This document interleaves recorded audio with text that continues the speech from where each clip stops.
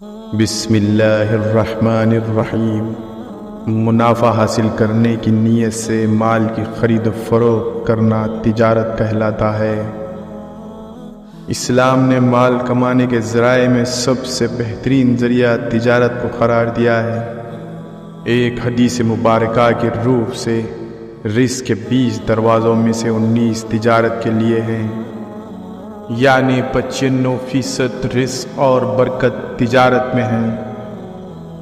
شریعت نے تجارت کے لیے کچھ شرائط عائد کی ہیں،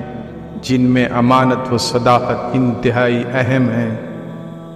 کیونکہ تجارت میں تمام تر خرابیاں اور بے راہ روی امانت و صداقت کے چھوڑنے کی وجہ سے پیدا ہوتی ہے۔ حضرت جابر رضی اللہ تعالی عنہ سے روایت ہے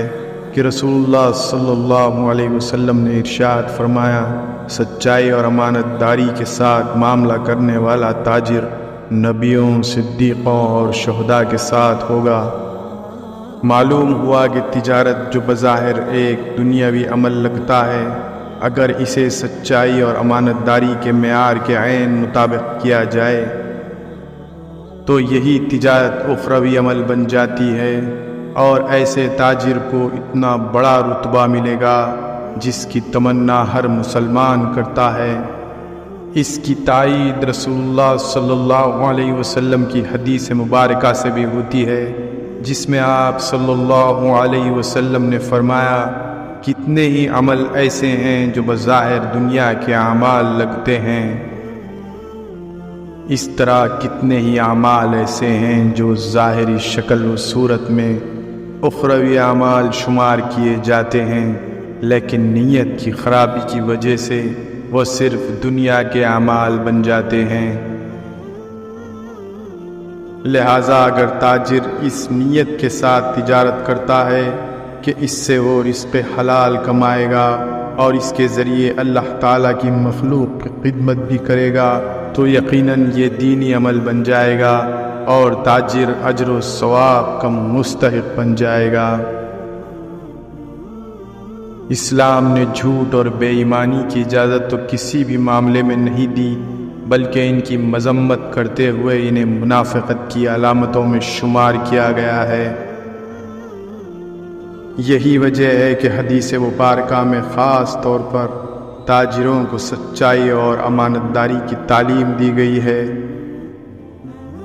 اگر کوئی تاجر تجارتی معاملات میں بے ایمانی اور جھوٹ کا سہارا لیتا ہے تو ایسے تاجر کے بارے میں اللہ کے رسول صلی اللہ علیہ وسلم نے سخت تاکید فرمائی ہے، اور آپ صلی اللہ علیہ وسلم نے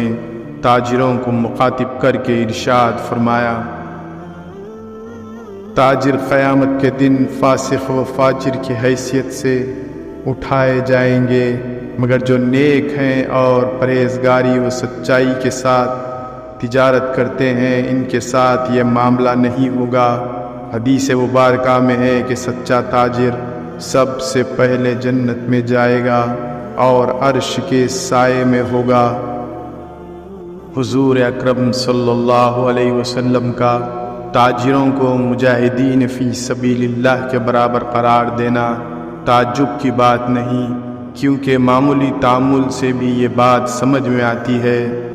کہ جہاد صرف میدان جنگ میں دشمنوں سے مقابلہ کرنے سے نہیں ہوتا، بلکہ بازار تجارت میں حرام سے بچتے ہوئے حلال کے انتخاب میں بھی ہوتا ہے۔ تاجروں کو اتنی بلند عظمت دینے کی ایک وجہ یہ بھی معلوم ہوتی ہے کہ عام حالات میں ایک شخص کے لیے سچ بولنا اور ایمانداری اختیار کرنا آسان ہوتا ہے، لیکن تجارت جس کی وجہ سے عام طور پر انسان میں زیادہ سے زیادہ منافع کمانے اور مال سے مزید مال پیدا کرنے کا جذبہ بیدار ہوتا ہے، ایسے حالات میں اگر کوئی سچائی اور ایمانداری کا دامن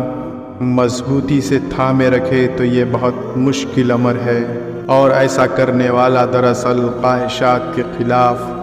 جنگ جیت کر اللہ تعالیٰ کی راہ میں جہاد کرنے والوں کی طرح ہو جاتا ہے۔ اسی طرح کی مزید اسلامی معلوماتی ویڈیوز دیکھنے کے لیے میرے چینل راہ اسلام کو سبسکرائب کریں اور ویڈیوز کو آگے شیئر کریں۔ اللہ حافظ۔